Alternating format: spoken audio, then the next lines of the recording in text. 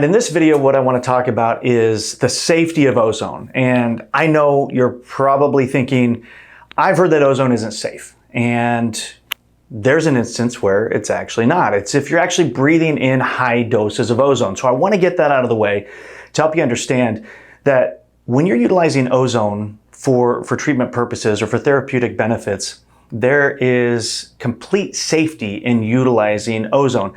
I call it the most unstable molecule that creates stability within the body.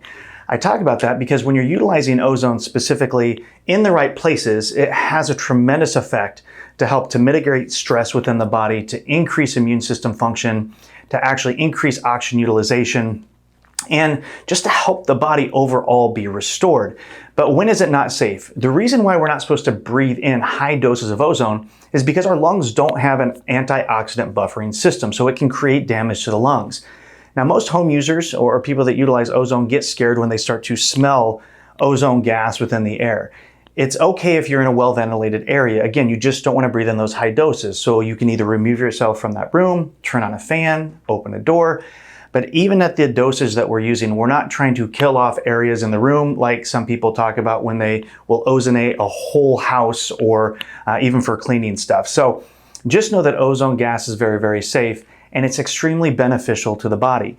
So again, keep this in mind. Ozone therapy is safe if you're doing it the right way. You just don't want to breathe in high doses. I want to make a disclaimer first and foremost that this is not an FDA-approved therapy. You always want to speak with your physician first before starting any new therapies. And these treatments and these modalities and therapies are not here to treat, cure, or prevent any sort of disease. The information that we're providing today is for educational purposes only. So on the safety, there's over 2,500 articles on the safety of ozone therapy. In fact, we've even put one together. You can reference it below. So click that link because we've put everything together so that you can actually see the safety and the efficacy of ozone therapy. There's over 10,000 doctors in the US that are actually utilizing ozone in their clinics to help patients get better. So one of the things that I want to talk about is a Herxheimer reaction. Many people don't know what this is. It's becoming more common, but a Herxheimer reaction is when the body actually goes through a detoxing phase because of something that you've done to it. It's become very common in the world of Lyme disease. And my wife specifically has dealt with Lyme disease for quite a while. She's doing so much better. But when we started treatments utilizing ozone and other modalities, she would have a Herx reaction. That's the shortened version of Herxheimer. And it's when you're eliciting a response within the body. Even a mild oxidative stress to the body to create change can sometimes create this cascade of toxins within the body. And it can be a good thing, but that's not the benefit of what we really want. We want to start with anything on slow doses and begin to build up. My wife would suffer from migraines, headaches, be so fatigued that she couldn't walk around. Those are extreme cases of a Herxheimer. Some people typically feel like mild flu-like symptoms. If you experience anything like that, utilizing ozone therapy, what you want to do is whatever dosage that you've been at or whatever treatment you're doing is actually stop that treatment until your body can actually be restored. You can supplement, bring in other things like vitamin C, maybe some Myers cocktail, some other vitamin therapies that'll actually help to rebalance that body. And then when you start over again, I would recommend starting lower than you were before, going back to the baseline. Sometimes people want to go too fast and too strong, and I highly do not recommend you doing that. You know, with Herxheimer reactions, and I've mentioned that there's multiple things that can actually cause a Herxheimer reaction. With my wife specifically, I'll always reference her because I've seen firsthand, you know, I've also had patients in my clinic that have dealt with Herxheimer reactions. I have seen Herx reactions come from infrared saunas, from even steam saunas. It's things that are actually creating a detoxing response from the body. There's even some vitamin IV therapies, EDTA, different things that can actually be put into the body that creates a detoxing effect that could create a Herxheimer reaction. I've had Herxheimer reactions from high-dose vitamin C. So there's a lot of different things that can actually cause it. Every single person is completely different. We don't know what is necessarily going to affect that. But that's the reason why we start low with most things. Now, if you have a chronic illness, make sure that you're also talking with your physician, your provider before going into some of these therapies, especially if you're trying to really go at it.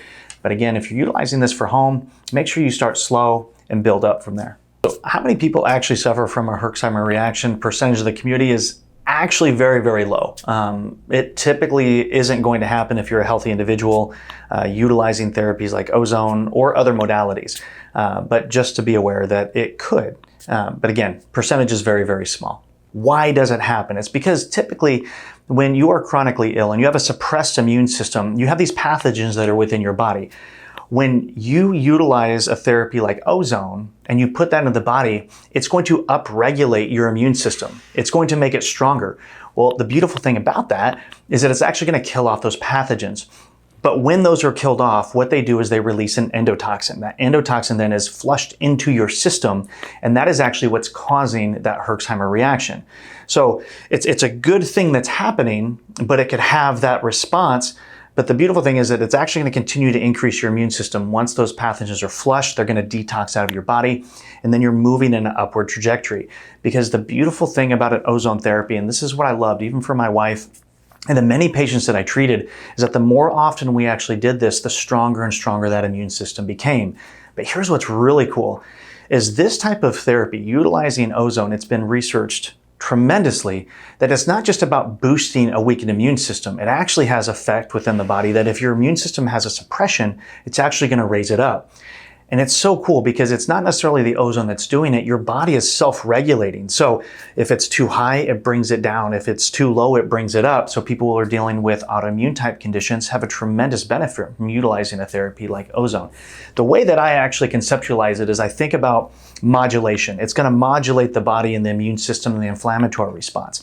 So the example that I give is my 7-year-old son going and playing piano, and it sounds like chaos. You're probably sitting there like, this is horrible. Yes, I did, and I thought that. But then my sister-in-law, who's played piano for like 20 plus years, goes in and hits the exact same keys, and it creates harmony. It creates balance in the tone, and we have music.